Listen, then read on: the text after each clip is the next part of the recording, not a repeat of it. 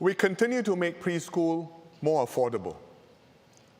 The government funds the anchor operators and partner operators to keep fees down. And all parents receive significant subsidies for childcare, with low-income parents receiving substantially more. Still, for middle-income parents, preschool fees can take up a chunk of their household budget, especially if 2 or more kids are in preschool at the same time. Like the Low family, for example. They are middle income, both parents are working. They have 2 sons, Kalen, who is turning 5, and Kyler, who is 2. Both boys attend a government-supported preschool. To help families like the Lows, we will enhance preschool subsidies. The Lows currently do not qualify for additional means-tested subsidies because their household income exceeds the current maximum income, which is $7,500. We will raise this income ceiling to $12,000 a month.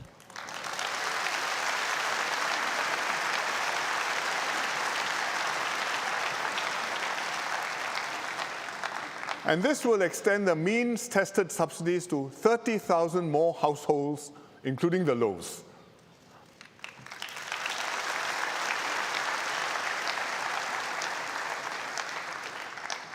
On top of this, we'll also increase the quantum of preschool subsidies across the board. I show you how it works out.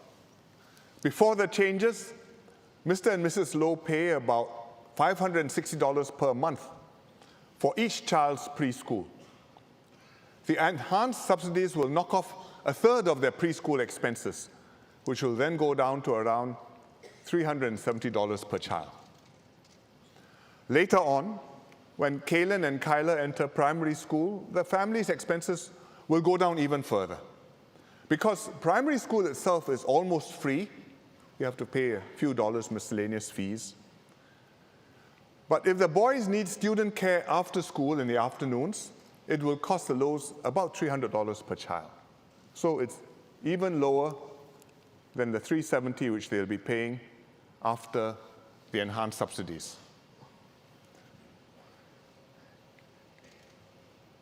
In the medium term, we aim to bring down full-day preschool expenses to around that level, which means the cost of primary school plus after-school student care. So $370 coming down to around $300.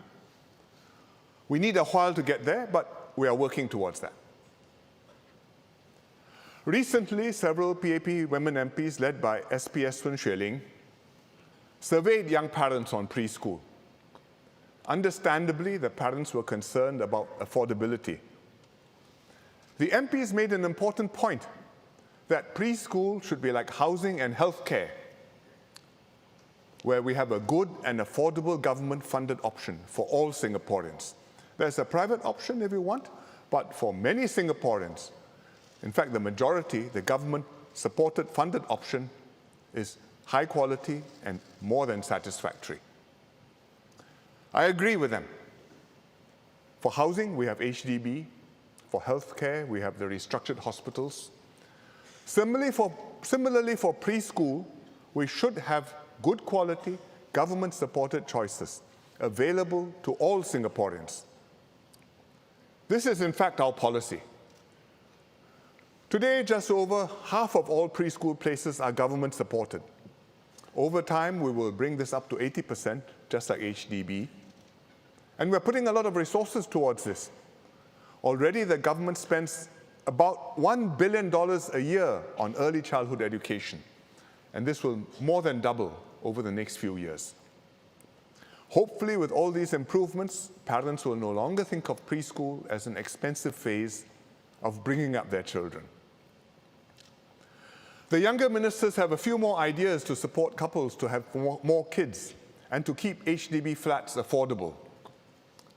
But I will leave these goodies to them to make the announcements later.